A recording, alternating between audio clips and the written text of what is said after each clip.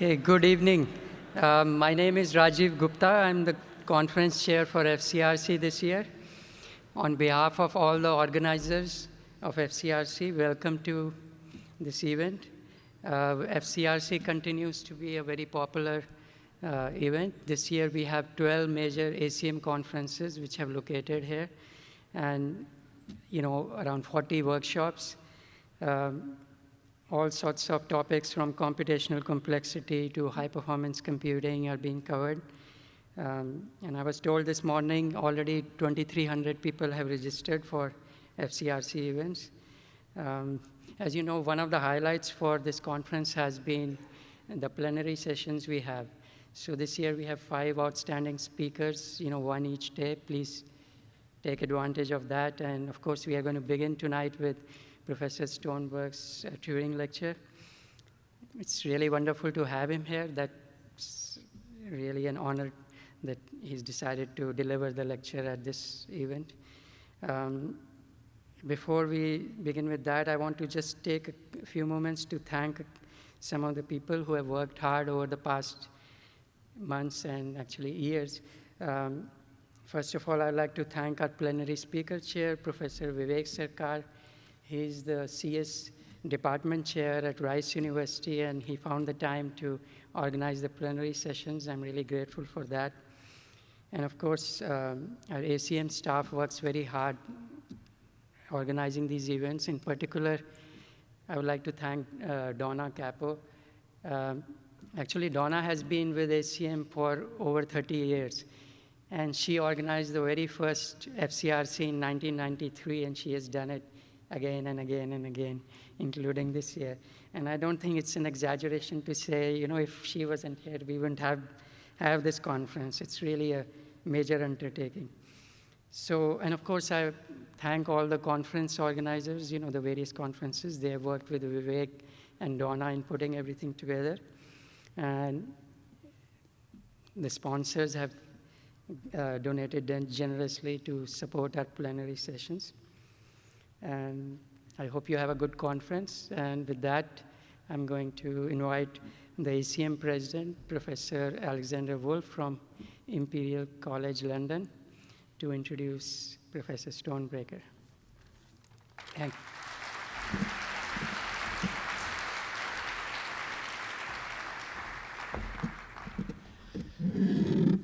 Thank you, Rajiv.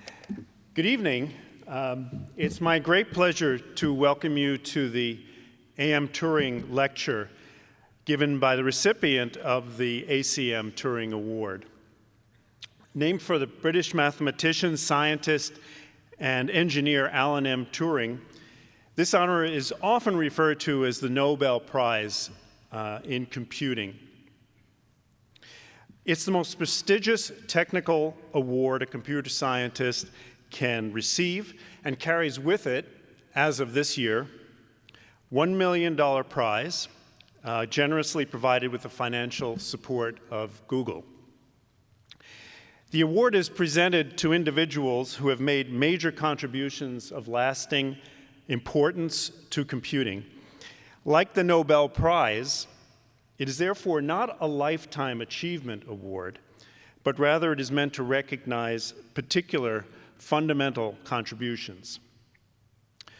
Before I introduce our latest Turing laureate, I would like to take this opportunity to briefly tell you a little bit about the state of our organization, ACM. We continue to be the largest and most prestigious international society of computing professionals and students, now with 111,000 members worldwide. Our membership has been growing continuously for the past 17 years, despite various up and downturns in the industry.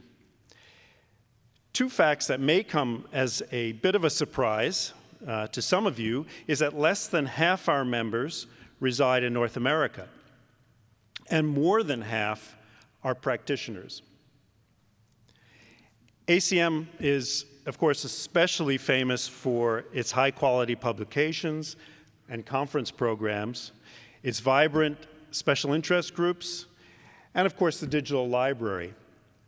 But these jewels of our organization are continuing to evolve, as always, to meet the needs of our members, driven by the efforts of our volunteers and supported by our excellent headquarters staff. For instance, ACM volunteers and staff are investing significant effort in rethinking the future of scholarly publishing. We are offering more options to our SIGs for enabling public access to their published content. We are working to meet all government mandates for public access to the funded research results we produce. And we are thinking hard about what a published article in the future should be and what a digital collection of those future articles should look like. Importantly and distinctively, ACM goes beyond these particular technical programs by supporting major programs aimed at filling the pipeline from the earliest stages of schooling through university studies, bringing more women and minorities to computing, providing technical advice to government policymakers, and helping developing countries grow their local computing profession and engage with the world community of computer scientists, engineers, and educators. We refer to these and many other such programs as the good works of ACM because they are meant to reach beyond our narrow technical interests to help solve societal challenges that, quite frankly, have little or no source of support from anywhere or anyone else. The good works are activities created and driven by volunteers from our community, investing in programs that they feel are both timely and important. If you are a computing professional or student, and if you want to make a difference to your community and more broadly to society, I urge you to become or continue to be an ACM member.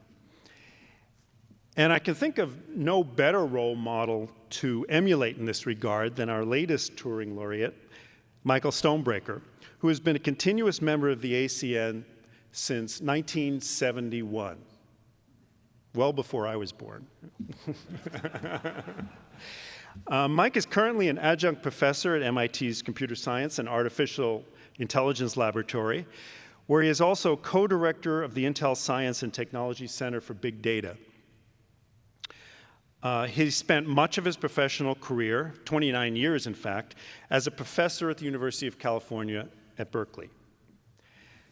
Perhaps no computer scientist has done more to marry theory and practice than Mike. He and his students and collaborators invented many of the concepts that made and continue to make database systems successful in the marketplace, transitioning those ideas through a series of commercial startups. With the development of Ingres, he introduced the notion of query modification and demonstrated the viability of relational databases. With the release of Postgres, he introduced the object-relational model, integrating key ideas from object-oriented programming into the relational database context. Today, the concepts he introduced are found in all major database systems, both commercial and open source. Throughout his career, he has also served as a leader and mentor to the database research community. The title of Mike's lecture tonight is "The Land Sharks Are on the Squawk Box." Please join me in welcoming the 2014 ACM Turing Laureate, Michael Stonebraker.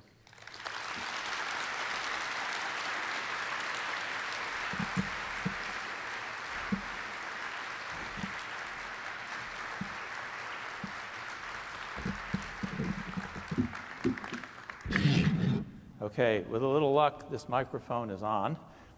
And the videographer said I had to wear a coat and tie like the previous two speakers. And I said, no way, that just isn't me. So what you see is what you get. And can we bring up the first slide? Now, as Alex said, I'm a database guy. And so I know none of you are database guys, because Sigmod is not here. So you need to know a little bit about databases in order to understand what I'm going to talk about tonight. And so here's the context for some of what I'm going to say. So in 1970, Ted Codd wrote his pioneering CACM paper. It's must-reading if you have any interest in databases. He said, which was completely contrary to the wisdom of the time, that all data should be stored in relations. Tables, if you want to think of them that way, the simplest possible data structure to store data. And he said you should not write algorithms for how to find data you're interested in. You should simply say what you want in a high-level language. These days, that's SQL. So SQL on tables is the way to do database management. During the 1970s, there were two major prototypes written that embodied his ideas. The first one was System R, written by 15 or so IBM PhDs, and Ingres, which I wrote with a pickup team of a few students and one full-time programmer. They were full-function database management systems embodying Ted Codd's ideas. Okay. As Alex said, the land sharks are on the squawk box. A subtitle is Why Riding a Bicycle Across America and Building Postgres, which got mentioned by Alex, have a lot in common. The land sharks are on the squawk box. Illustra, which is the commercial company commercializing Postgres, which I started a year or two before, is down to fumes. We are out of money, and it's my job to get more capital. As all of you probably know, startups fail. They only fail in one way. They fail when they run out of money. So it's a problem because I'm at a family event at my brother's fishing cabin, which is what's shown in the slide here. There are 8 of us crammed into this little cabin, and the land sharks, affectionately the words for our venture capital backers, are on the speakerphone, which is the squawk box, and I'm in the bathroom of this cabin. This is before the days of cell phones. The cord from the wall phone is sort of stretched through the bathroom door, and I'm negotiating with the sharks to try and get more money. It's depressingly familiar conversation. They say, more money, lower price. I say, less money, higher price. Eventually, we reach an accord, and Illustra will survive to fight another day. Here's an outline for the talk tonight. What I'm going to do is intersperse 2 stories. The first one is a bike trip that my wife and I took in 1988. The second one is the development and commercialization of Postgres over about a decade from the late 80s through the mid-90s. Both of these stories start out on an emotional high, but as you can see from this chart, there are going to be lots of speed bumps ahead. Here we are on June 4th of 1988 at Anacortes, Washington, which is the ferry terminal to the outer islands on Puget Sound. My wife and I are about to start riding east up the North Cascades Scenic Highway. Our destination is Boston, Massachusetts, some 3,500 bicycle miles away. We are completely unfazed by the fact that we have never ridden a tandem bike before. We are also unfazed by the fact that we've never done a bicycle trip longer than 5 days before. And we are equally undaunted by the fact that we have never done mountains like the ones that are directly in front of us. We are off on a great adventure in very high spirits. Well, in 1984, Ingres, which was mentioned by Alex Wolf, the commercial version of it is 4 years old. Their code line is way better than the academic version that we are continuing to prototype on. It makes no sense to continue working on this code line. It's time to push the code off a cliff and start something new. It's a tough decision to throw code you've been working on for 10 years away. But the high point is, so what's Postgres to be? Postgres is born, what will it be? Well, the first thing that it's going to be is by then, Ted Codd's paper has been out for 14 years, and Ingres and System-R have been around for a while, and a large number of research folks have picked up the open source version of Ingres or tried System-R, and tried it on all kinds of different problems. And there must have been 20 papers of the form. This great relational database stuff, everybody's raving about it, so we tried it on problem X. And by the way, it didn't work. So we added Y to the relational model in order to fix it. And X's at the time were things like geographic information systems, library information systems, computer-aided design, lots of different things. And it pointed out an obvious fact, which is Ingres and System-R were completely focused on business data processing. That was the only significant database market at the time. We were out to do better than the then commercial systems, which were things like IMS and Codicil, and they were doing business data processing. Never occurred to us to worry about any more general problems. We were focused on business data processing. The research community promptly pointed out that the relational database systems of the time were pretty brittle. So one of the things we were doing at Berkeley was working on geographic information systems, things like points, lines, polygons, line groups, all of that stuff. So we're going to use an employee example in a couple minutes, so I'm just borrowing it here. So let's suppose we have an employee with a name and age. So here's Sam Madden, my colleague from MIT. And let's suppose there's some rectangle associated with an employee or with a person. Think of it as the size of his lot for his house. And let's square it up to do Manhattan geometry to make things as simple as possible. So you can represent a box by 4 numbers, min and max for X, min and max for Y. And then if you have to do, if you want to get a zoning variance to, for example, make some out of line improvement on your house, you have to notify everyone within a certain distance. Which is to say, if you take your lot, blow it up to that distance, you get a bigger rectangle. And you want to find all the rectangles of the nearby parcels which overlap this enlarged rectangle. This is about the simplest geographic information system query you can think of. And here it is at the bottom of the slide. You can figure out how to code this in SQL. This is sort of bastardized SQL. My wife said I couldn't put in real SQL syntax, so in deference to her, I've dumbed it down. And the simplest thing you can think of, you have to sort of think about this for a minute to realize that it's correct. I'm pretty sure it is, but you should check me.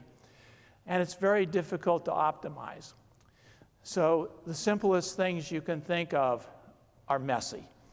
And try this for point in polygon if you want to try something really hard. So coding this stuff in SQL just doesn't work out very well. So my idea was the problem is that the relational database systems of the time, namely Ingres and System-R, had floating point numbers, decimal numbers, character strings, and integers as their basic data types, and that was it. And the trouble is GIS is not easily expressed in those data types. What I'd really like to have is boxes and polygons and points and all the GIS-specific things. So let's suppose I can have a database system that instead of having 6 fields on the previous slide has just 3. So I have name, age, and then I have the location. And location is going to be a thing that's a box. And so what's stored there is some representation for a box. And then with that data structure, I can now just find the names of people where location, that's one of the fields in this table, overlaps, that's going to be a new operator, because who said you can only have less than, greater than, equal to? Who said those are the right operators? So let's have a new one, overlaps. And then I want to have a function. Who said I can't have those? So I want to make a box out of the 4 numbers that were on the previous slide. It's now pretty obvious that this query is correct, and there's a lot less of it there, so it ought to be easier to optimize. So in general, what I'd want to have is user-defined data types, rectangles, boxes, polygons, whatever. User-defined operators, things like overlaps, things like contained in, and so forth, and user-defined functions. So why not just add this general mechanism to a relational database system? And that's exactly what Postgres did, or Postgres proposed to do. So this requires adding user-defined functions to a database engine and then calling them at the appropriate times during query execution. Of course, like most everything, the devil is in the details. So database systems have to index objects in order to go fast. So they have B trees and hashing as their standard indexing mechanism.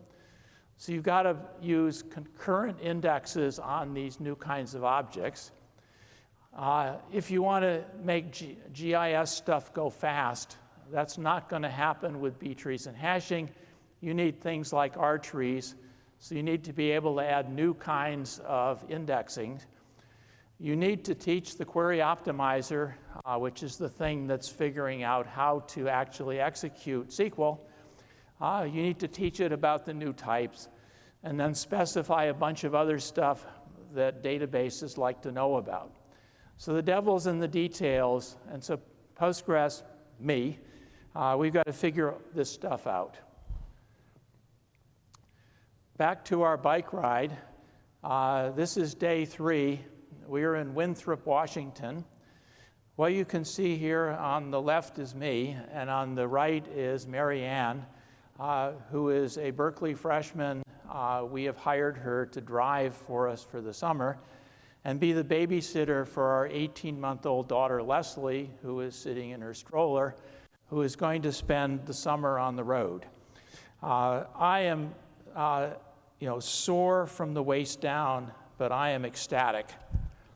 The day started at 5 o'clock in the morning. Pole by telephone pole, we struggled uphill from Diablo Lake about 50 miles. In the process, we rose 5,000 feet into the Cascades. It got cold, but even then we were unprepared for the snowstorm near the top of the pass. So cold and wet and tired, we finally arrived at the aptly named Rainy Pass. And here we are at the top of the pass with every piece of bicycle clothing we brought with us on us. From there, you get a brief respite downhill, and then you climb another 1,000 feet to the top of Washington Pass. And after that, then there's a glorious downhill into Winthrop. As I said, I'm ecstatic.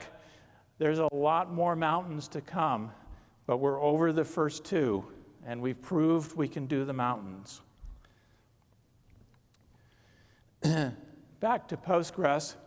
Chris Date, one of the relational pioneers, wrote a pioneering paper on what's called referential integrity. Basically, it has to do with what database people call foreign key, primary key constraints. So here's a really simple little example using the by now popular department and employee example from essentially all of the early relational database papers. So I have employees with names, salaries, ages, and they're in a department. And then I have a department table with names, floors, square footage, and budget. And you can see that in the employee table, this department column is in effect a pointer to a tuple in the other table. So you can see Bill is in the shoe department, and it's a pointer to the first record in the other table. So department in the employee table is a foreign key. Department name in the department table is a primary key. And the problem is, what do you do if somebody comes along and deletes the candy department? So the second row in the first table is now gone. And notice that Art now has a dangling pointer. And so what are you supposed to do with dangling pointers? So Chris's solution was all reasonable possibilities.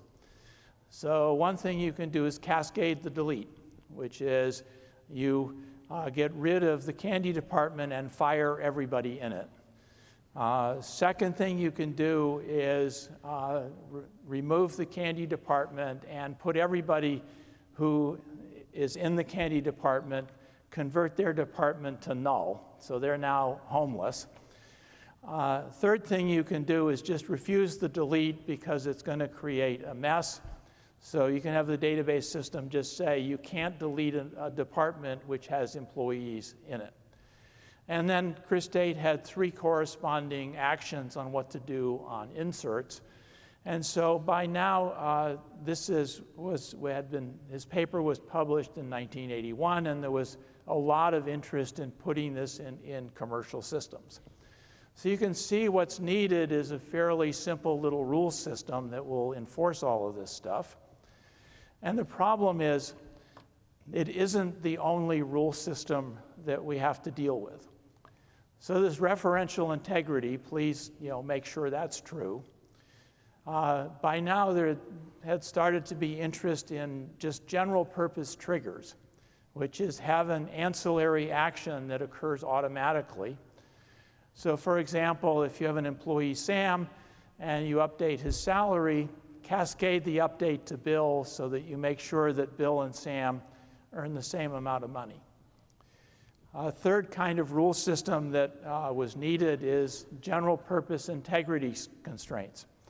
Clearly, salaries have to be non-negative, and if I try and change Alex Wolf's salary to minus 100, that's clearly some sort of error, and I should simply refuse to do that. So the idea is that it was clear that you had to have several of these rule systems, and what people tended to think about was, well, we'll have several of these, and that clearly was going to be a lot of code, and why don't we try and get a single mechanism that can do all of this? Well, the obvious thing to do by now, the AI guys were really into rule systems, and I really hate them. I hate them with a passion. And the problem is, consider 2 rules. Make sure George is in the shoe department. So you can say, George has to be in the shoe department. If you try and put him anywhere else, refuse that action. And then second rule is move everybody over 40 from shoe to candy. Okay, so I have 2 rules. You can read them in English. They're pretty straightforward. And so let's start off with George, and let's age him to be 40 years old. So if I run the first rule, he's got to be in the shoe department, so he's still there. And the second rule now gets kicked in, and George is now 40, so you move him to candy. So he ends up in the candy department. On the other hand, age George to be 40. And now let's run the second rule first, which is move him from shoe to candy. That'll work fine. And now the second thing you do is you activate the first rule, which says you got to be in the shoe department, so you put him back in shoe. So depending on which order you run these two rules, you get different answers. Well, database folks hate this, which is it's just not reasonable to have the answer depend on whatever, the order of execution. This is made much worse by SQL being able to update sets of things at the same time in things called transactions, and if you have order-dependent rules, you just make a complete mess. The other thing that I hate about rule systems is you started to see papers with 20-line rule programs in them, and nobody could figure out what they were doing. So no mere mortal can understand a 20-line Prolog program. The people who love data log to the contrary. Okay, so I hate if-then rule systems. So the idea was try and bet on something else, anything else. So my solution, or my proposed solution, was to say, well, we've got SQL, this set-oriented language. Why don't we just add another tag, which I called at the time always, which is to say, have semantics for any update be that it looks like it's always running, which is it just looks like it's always executing. So on the slide is an update that sets Sam's salary to be this, that sets Bill's salary to be the same as Sam's. If it looks like it's always running, regardless of what you do, this thing will always be running, and it will look like it's always running. And that will make sure that Bill has the same salary as Sam. This has somewhat cleaner semantics than a general if-then rule system, and at least was something else to investigate. So that was what we were going to mess with, was an always command to tag SQL queries with. Well, here we are at Marias Pass, Montana. This is day 15. Leslie is on my shoulders. It's a glorious day. But the thing that is made even more special is that all of the endless mountain passes and the Cascades and the Rockies are behind us. It is now downhill to Chicago. Well, the third tenet Postgres was going to bet on was crash recovery.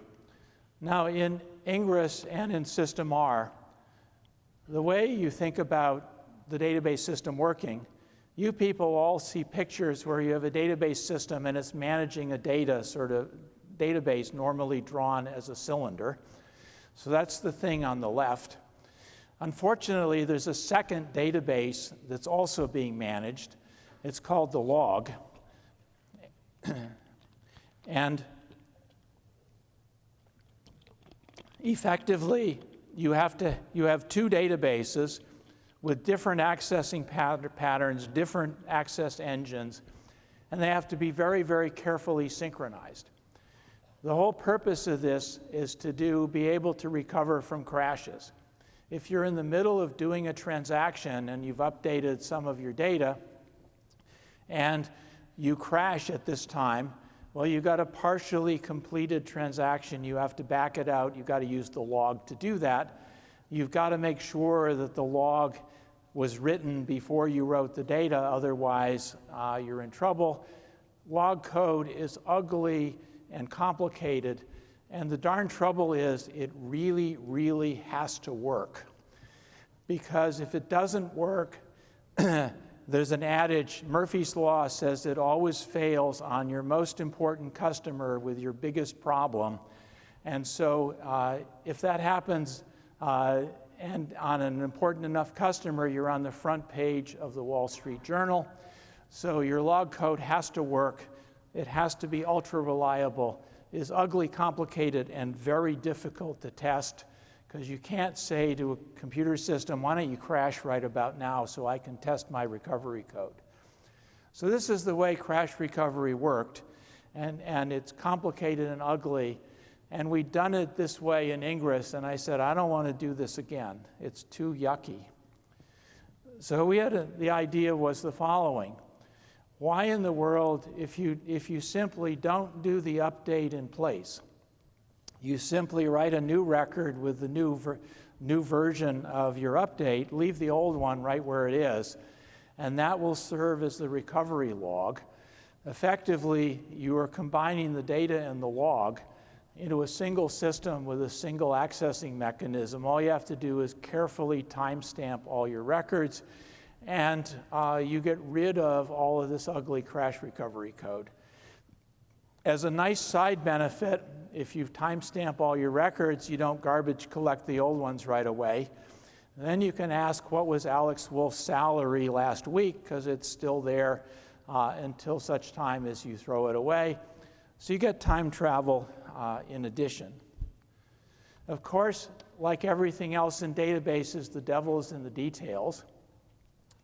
The log, when you have a separate one, is write optimized so that you can write to it very, very quickly. Of course, the database is read optimized. You want to cluster the records that you're going to access together. And so you've got a read optimized piece and a write optimized piece. My proposal, of course, was to make, there's only one piece there left. And so no overwrite has to be performance competitive with the other way of doing it.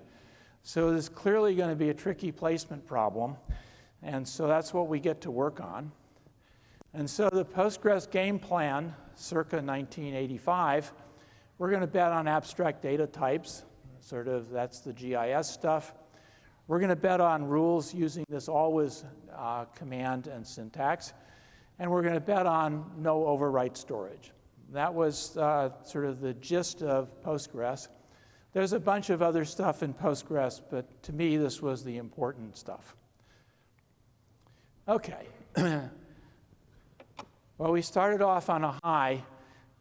That's not going to continue. Things aren't going so well in either of these two endeavors. We'll start with the bicycle trip.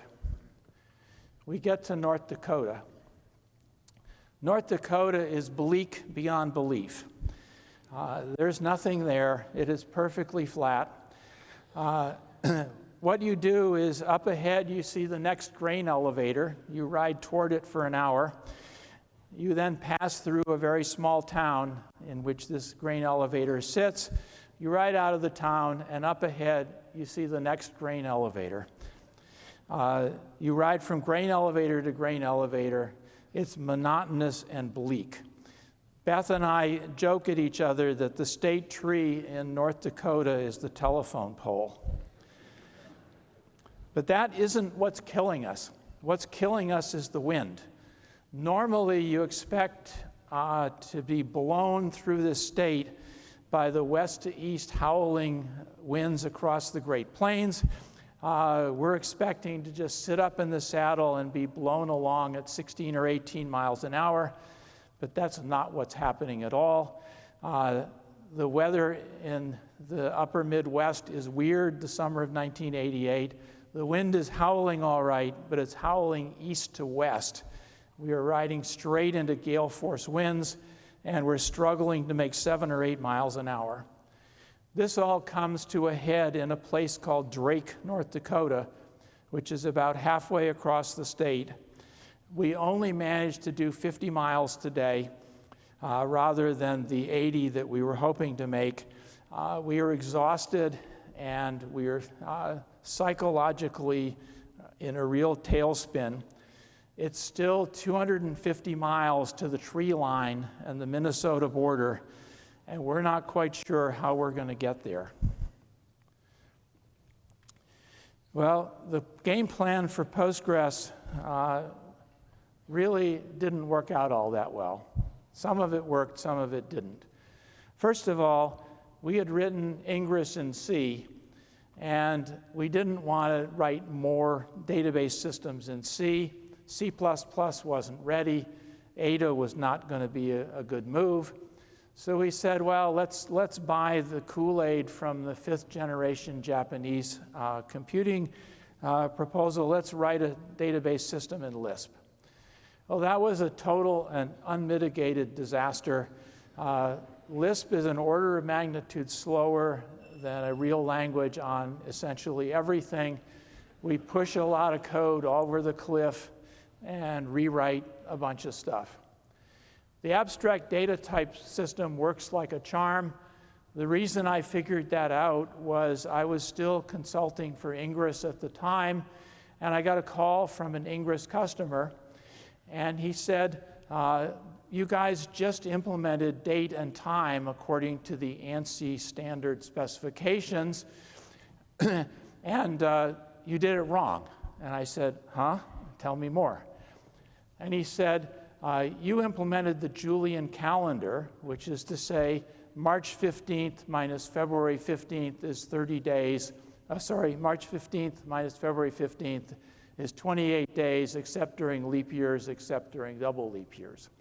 I said, yeah, that was what the specification of the ANSI system said. And he said, well, I don't want that definition of time. It turns out that at least at the time, I assume it's probably still true today, if you own a bond on Wall Street, you get the same amount of interest during each month, no matter how long the month is. So February 15th subtracted from March 15th is 30 days, thank you very much. He wanted to overload subtraction so that he could get the right answer, so that he didn't have to copy two objects out to user code and do the subtraction out there. And he said, why can't I just overload your notion of subtraction? Well, you couldn't do that in Ingres, but you sure could in Postgres. That was the whole idea. Time travel has a lot of promise, but it's very tricky to tune.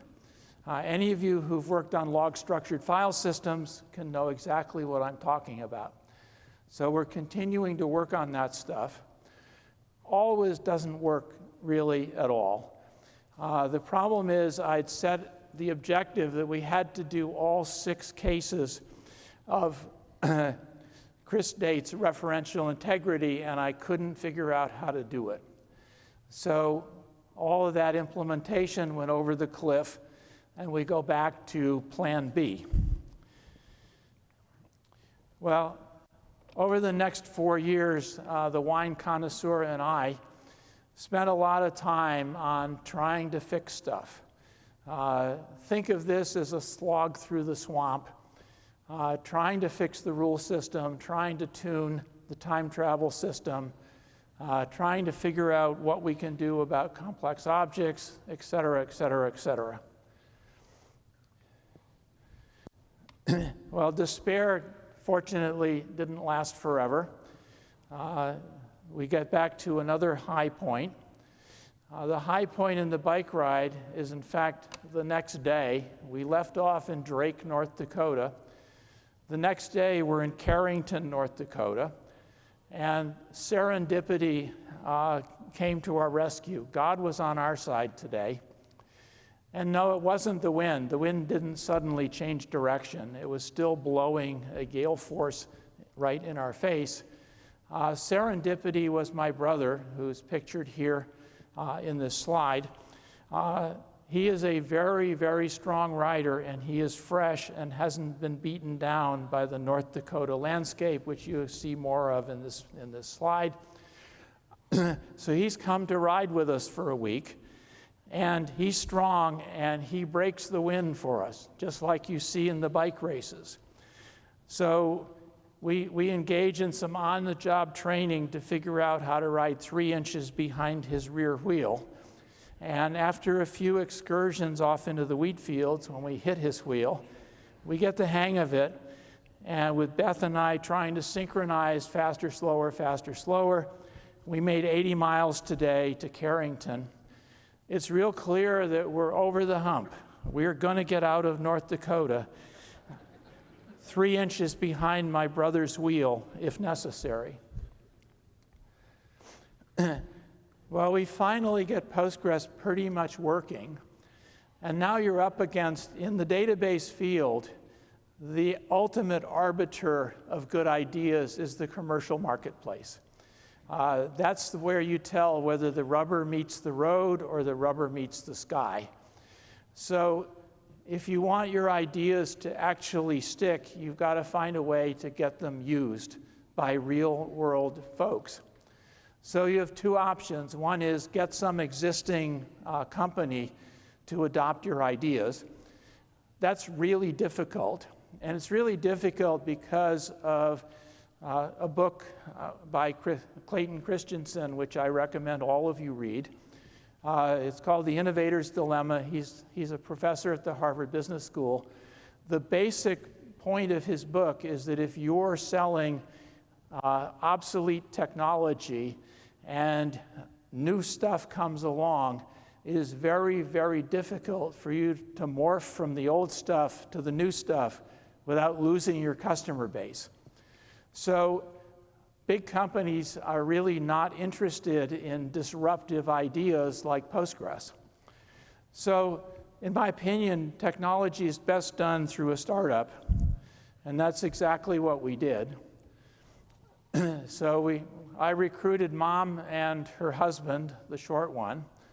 AMP1 and the quiet one came over from the academic Berkeley team, joined shortly thereafter by Triple Rock, also from the academic team. I recruited the tall shark, who works for one of the venture capital companies. He became interim CEO and lead investor. We were on a high. We were off and running. We had money, and we were converting the query language of Postgres, which at the time was Quell, to the now intergalactic standard SQL, hardening the code, improving performance. Any of you who have ever done a startup know that the initial time of a startup, it's the honeymoon phase. Life is great. Well, life continues good. We're out of North Dakota.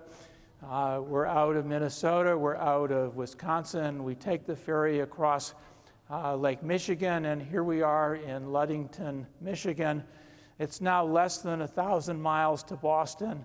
It's beginning to look like we're going to make it. Well, the startup continues. After a couple of miscues, we are named Illustra. We got the first few customers. That's your whole objective as a startup. We ran out of money. We raised some more money. Remember the conversation from my brother's fishing cabin. We hired a real management team. We hired the voice of experience as CEO, Uptone as the marketing czar, and Smooth as the VP of sales. We had a real management team. Engineering under the direction of Mom was working great. The future is looking up. We have a well-functioning startup. Well, nothing lasts forever. Both the bike trip and Illustra had further speed bumps. The bicycle trip, we were sort of lulled into complacency by the nice flat riding in Michigan and Ohio, and all of a sudden we hit the Allegheny Mountains. And the problem with the Alleghenies is you go up and down the same 500 feet over and over and over again. Moreover, the road planners, at least in this area, don't believe in switchbacks. So you go straight up these humps. We shift into the lowest of our 21 gears to get up some of these hills. It's exhausting going.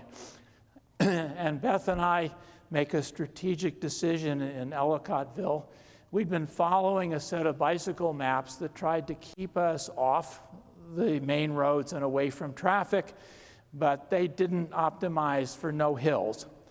So we said, let's optimize to avoid hills.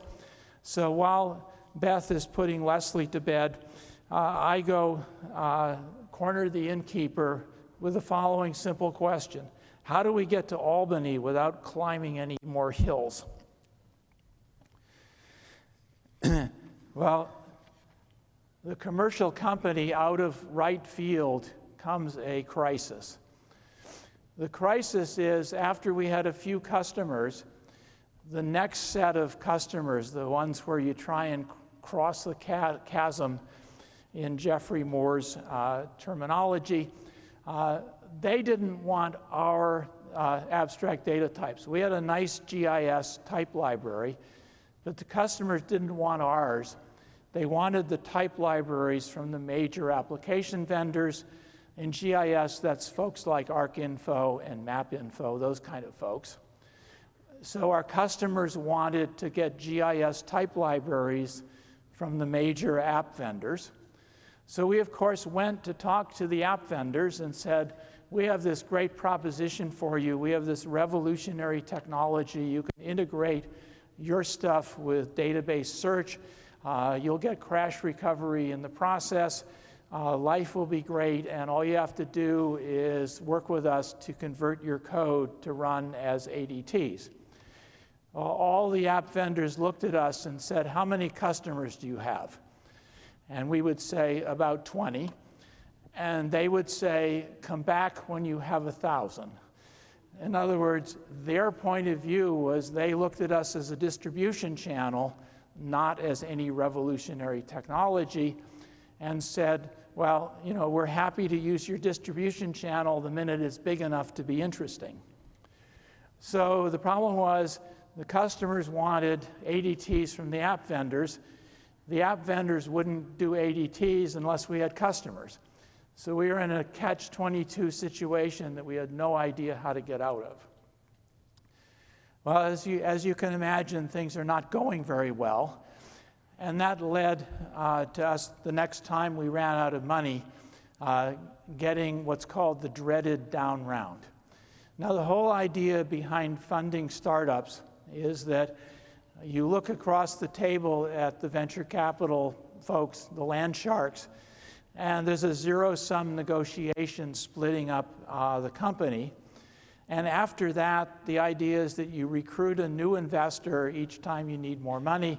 He sets a new and presumably higher price, and you sell stock at higher and higher valuations. At least that's the way it's supposed to work. Well, the trouble is, what happens if you can't find a new investor to pay even as much as the previous round? That's what's called a down round. And as you can imagine, it's very dilutive. But it's doubly dilutive because of a term in most startup financing agreements, which says that if you have a down round, you've got to reprice previous rounds down to what the new price is. So it becomes doubly dilutive. So employees are not stupid. They say, why should I continue to work for this startup if you're going to dilute me off the face of the earth? So it becomes a new three-way negotiation between the current land sharks, a new investor, and the employees in a zero-sum game to re-divide up the company. Well, we had a down round. We probably spent 3 months negotiating and agonizing over all of this.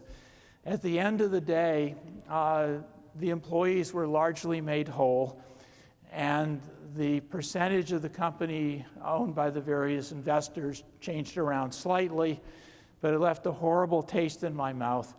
And we wasted about 3 months where we could have been making forward progress. Anyway, life is not going well for either the bike ride or Illustra. Well, of course, nothing lasts forever. We had a high point in both of these excursions. So when I asked the innkeeper, he responded with what would be obvious to anyone who wanted to move goods in the 1800s between the eastern seaboard and the middle of the country. Well, you all know the Erie Canal existed. So the innkeeper said, ride straight north to the Erie Canal, hang a right. And that's exactly what we did. And we cruised down the Mohawk Valley to Albany. And here we are in Troy, New York. And in bicycle lore, there's the notion of the last hill, which is the last thing you have to do before you're done. And so all we have to do is climb the Berkshires to Pittsfield, and then it's easy going to Boston. Well, similar serendipity occurred to Illustra. Some of you may remember in 1995, the internet was taking off. This was in the days of Netscape. This was when Bill Gates went to Cornell and figured out the internet was important. Well, Uptone figured out the internet was important at the same time, as did a lot of other people. With a startup, you've got to be able to turn the company on a dime, and that's exactly what we did. We were no longer talking about abstract data types or any of that stuff. We were the database for cyberspace, capable of storing your internet objects, and we got a lot of buzz.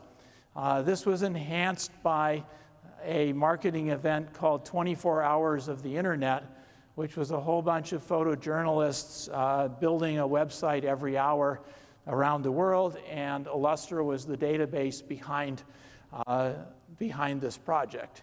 A lot of buzz, customers started coming to us. Maybe we'd turned the corner. Things are looking up.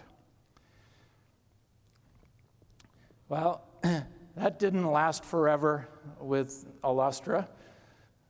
So what happened was one of the, at the time, very major internet vendors came to us and said, "You're the database for cyberspace. We'd like to use you, but we got to make sure that you're going to work out okay. So we're going to bake you off against, of course, the incumbent relational database systems." So we said, "Great, that sounds terrific. Why don't you do a benchmark on text and geography and images and that kind of stuff?" And this vendor said, "No, thanks. Inside every one of these internet-style problems, there's a business data processing problem keeping track of stuff. So we're going to benchmark you on transaction processing. Basically, how many times a second can you do a simple update and commit it as a transaction?" Well, the relational database vendors had spent the last several years optimizing their systems for exactly this kind of business data processing. We, of course, were worried about GIS and image processing, text, all of that stuff. We could do transaction processing, but it was not in our wheelhouse. We were going to lose this benchmark, and we were going to lose it bad, probably by an order of magnitude. The short one and I start having almost daily conversations. How in the world are we going to improve transaction processing performance without doing a complete rewrite? We pretty much draw a blank. Illustra is going to face major changes, a lot of money, and a lot of delay. Well, I can now tell you the end of both of these stories. As you can imagine, riding a tandem bicycle into downtown Boston is stupid. I would never do that. So in fact, we aim for Wollaston Beach in Quincy, about 10 miles to the south of Boston. We drag our tandem bike across the sand, dip the front wheel in the water. We then repair to a sidewalk cafe, drink a glass of champagne, and decide what to do next. Well, serendipity occurred to Illustra. It turned out we had threatened one of the relational database vendors by this benchmark. He realized that the internet was going to mean images and geography and all that stuff that we were good at. So he elected to buy us. And that was perfect serendipity because he had a big customer base, so we could then go to app vendors and say, "We have lots of customers, get serious about us." He also had a high-performance transaction processing system into which we could stick all of our features. So we allowed ourselves to be purchased. The land sharks were delighted, and we set about putting Illustra features into their system. So a happy ending. So you might ask by now, why in the world would I bore you with a bicycle story? Well, there's a whole bunch of reasons. The first one is to prove to you that I can write an algorithm. And so if you want to do a cross-country bike trip, here's an algorithm.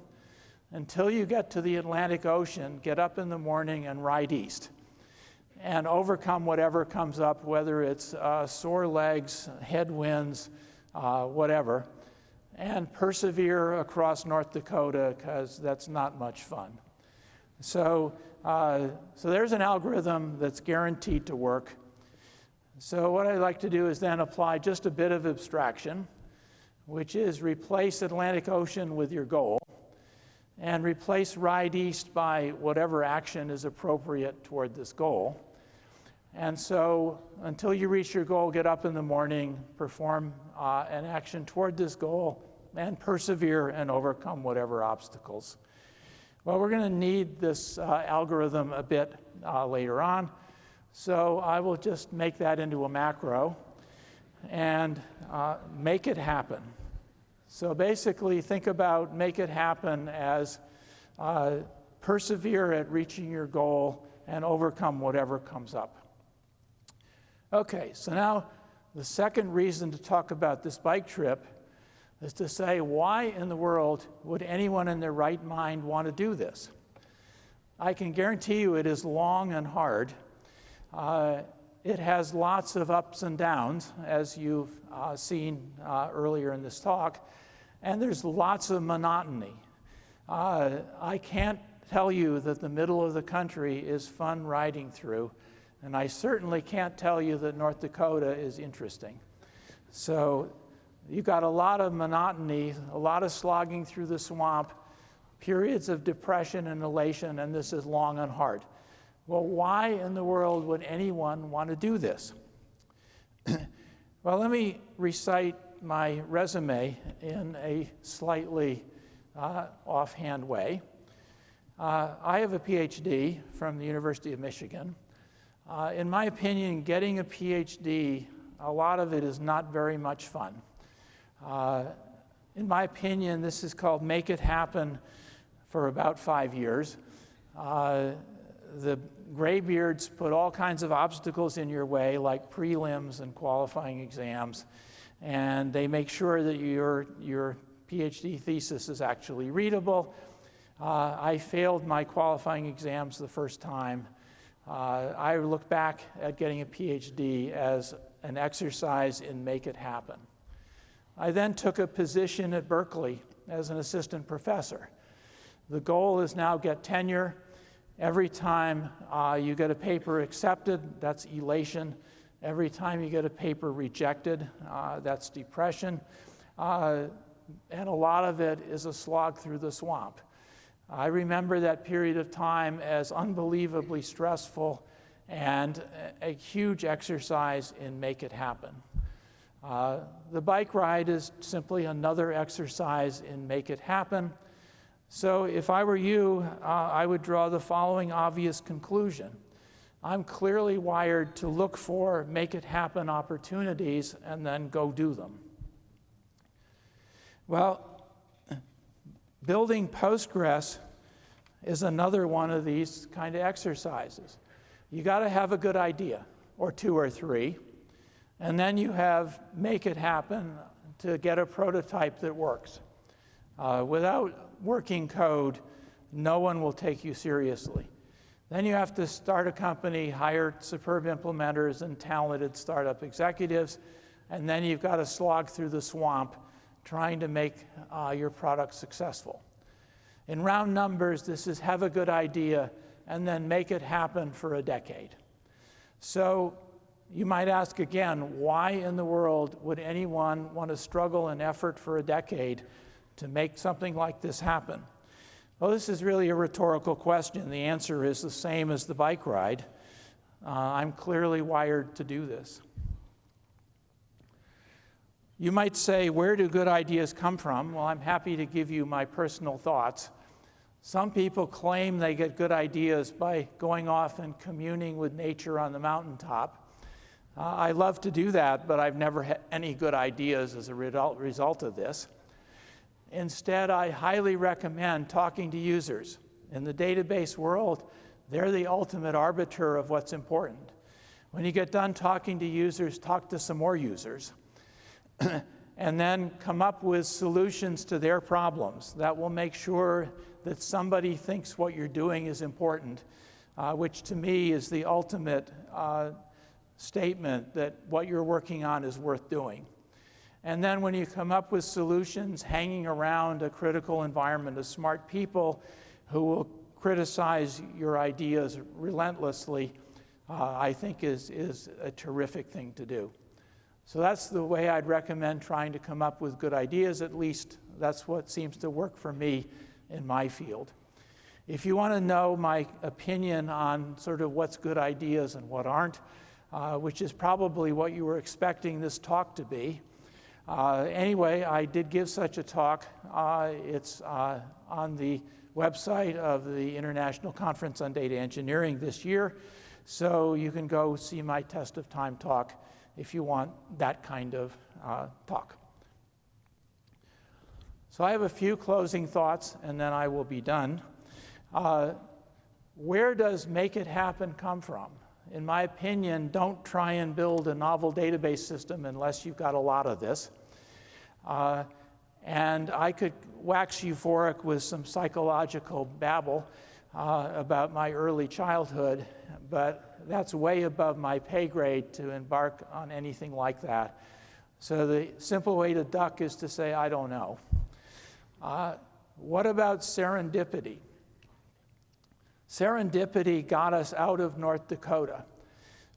We didn't plan that my brother was going to show up at the right time or that the wind was going to be what it was. It was just pure serendipity. It was pure serendipity that made Illustra successful. And so it's often a really significant factor.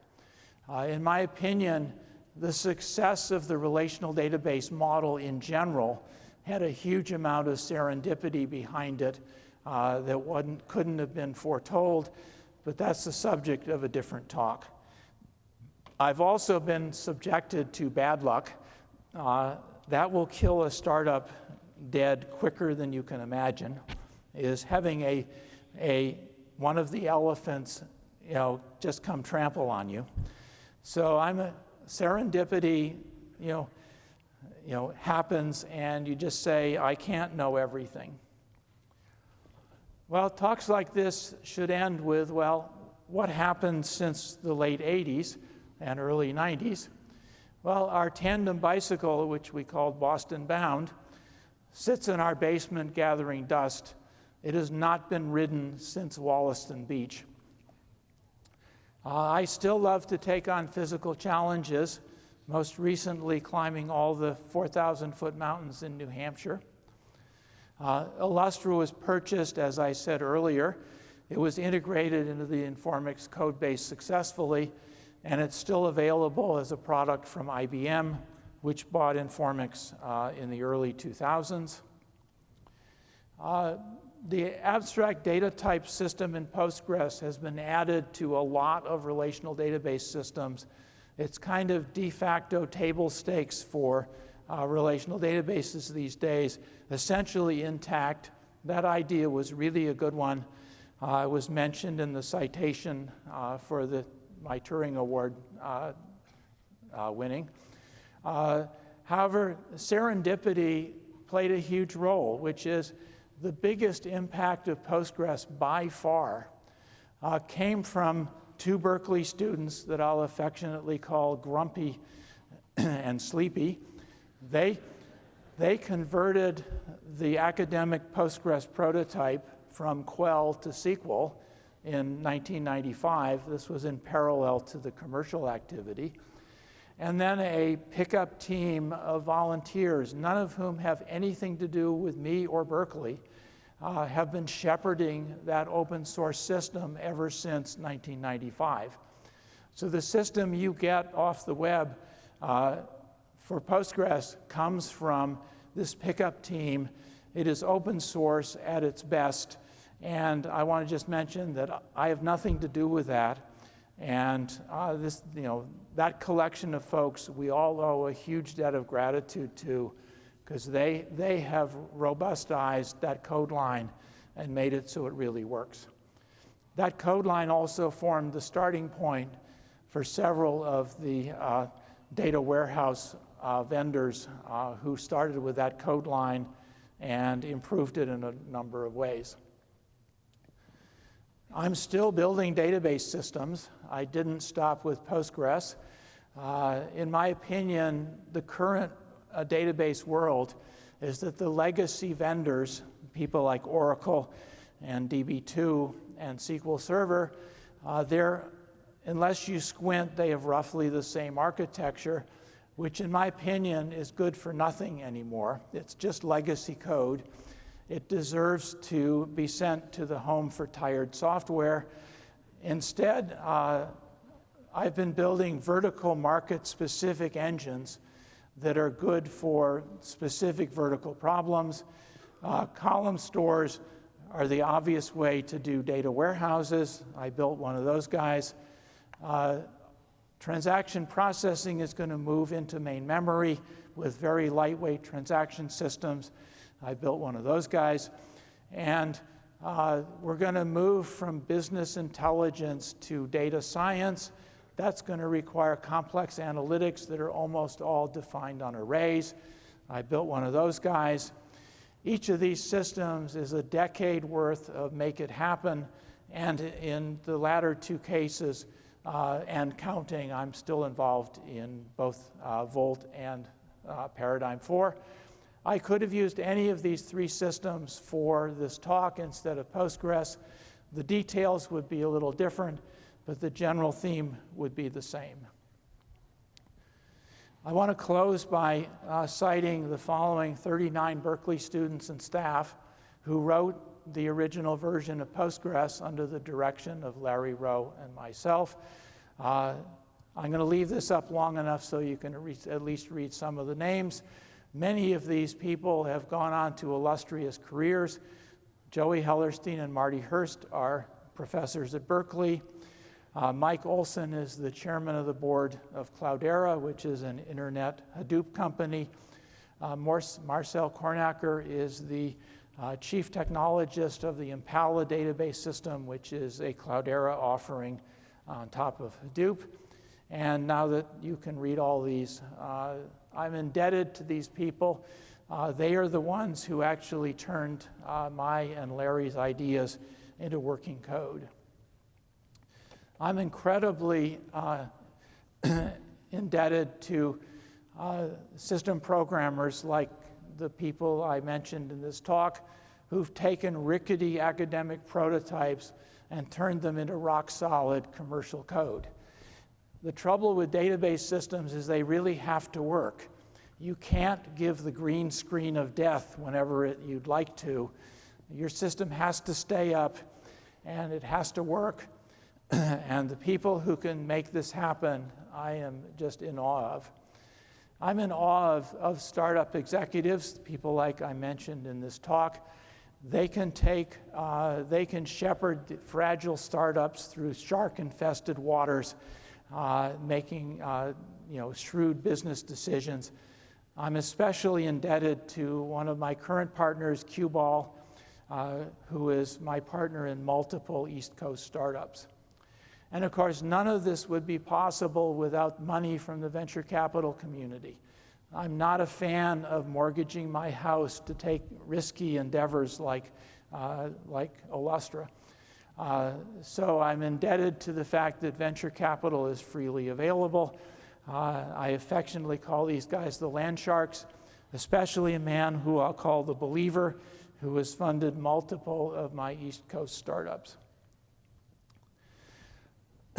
None of this would be possible unless I could keep from falling off my own personal cliffs.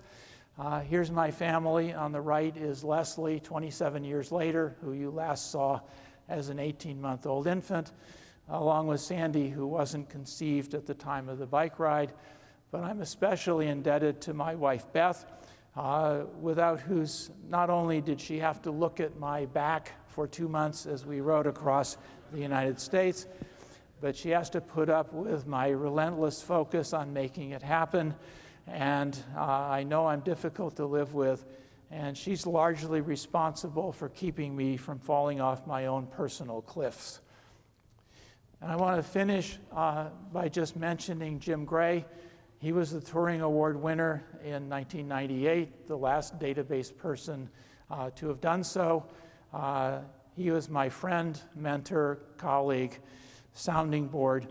He was lost at sea 8 years ago, and I think I speak for the entire database community when I say Jim We miss you every day. Thank you very much.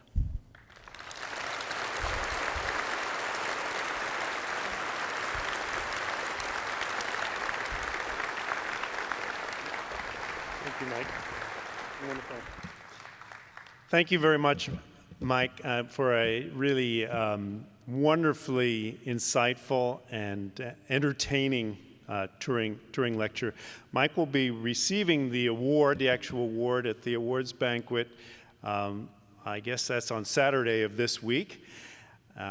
Unfortunately, we don't have time to take any questions, but I will leave you with the thought that if anyone out there is interested in becoming a Turing Award laureate, clearly all you have to do is just make it happen. Thank you.